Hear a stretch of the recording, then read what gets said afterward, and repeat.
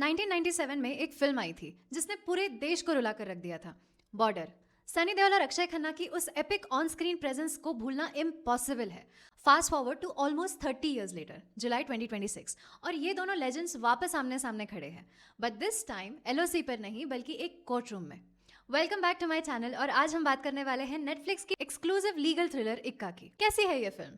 क्या सनी पाजी ने कोर्ट रूम में अपना 2.5 किलो का हाथ चलाया है, या फिर अक्षय खन्ना ने अपनी चालाकी से गेम जीत लिया?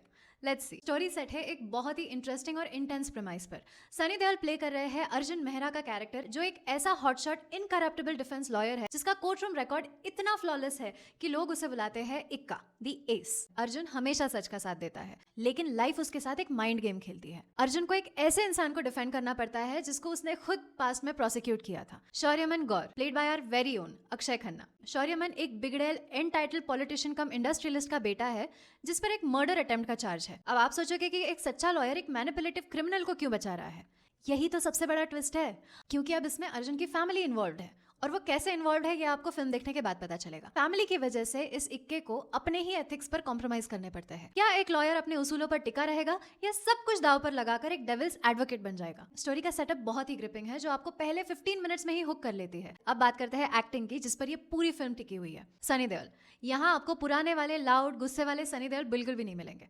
हाँ, कहीं कहीं पर उनके वो ट्रू कलर्स निकल जाते हैं, लेकिन डायरेक्टर सिद्धार्थ पी मल्होत्रा ने उन्हें एक बहुत ही ग्राउंडेड, मेंटली एग्जॉस्टेड लेकिन शार्प कैरेक्टर दिया है। अर्जुन के अंदर का पैनिक, एंगर और हेल्पलेसनेस क्लियरली स्क्रीन पर दिखता है। ही इज फिजिकली टावरिंग, पर उनकी लड़ाई इंटेलेक्चुअल है। It's a refreshing change to see Sunny Deol rely on intellect over muscle after a long time.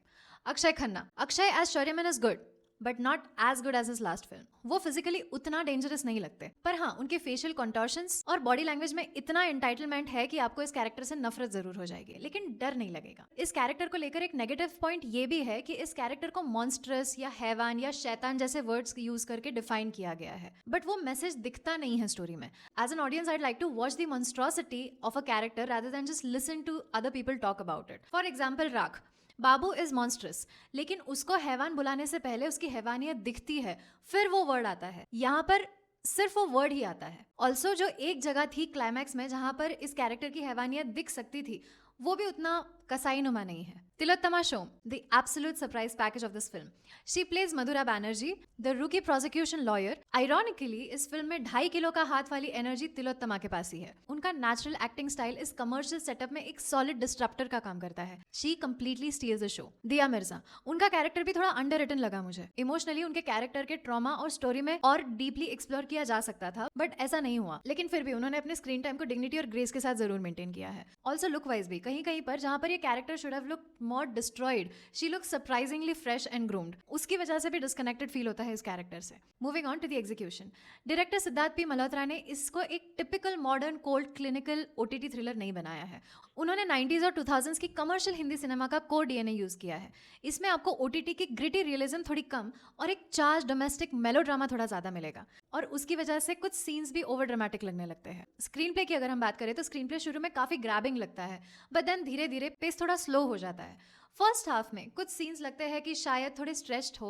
जैसे ही कोर्ट के सीन्स आते हैं और केस आगे बढ़ता है, राइटर्स अपने ट्विस्ट और टर्न्स ड्रॉप करना शुरू कर देते हैं। ऑल्सो द नोकझोंक between these two lawyers in the court room is an absolute refreshing element. ये कोर्ट रूम ड्रामा बिल्कुल दामिनी की याद दिलाता है, but with a better framing. Now the most crucial part, the climax. एक लीगल थ्रिलर अपने climax से या तो जीतती है या फिर फ्लैट गिर जाती है। का climax I am pretty sure paper पे बहुत अच्छा लगा होगा, बट स्क्रीन पे कुछ मिसिंग फील होता है।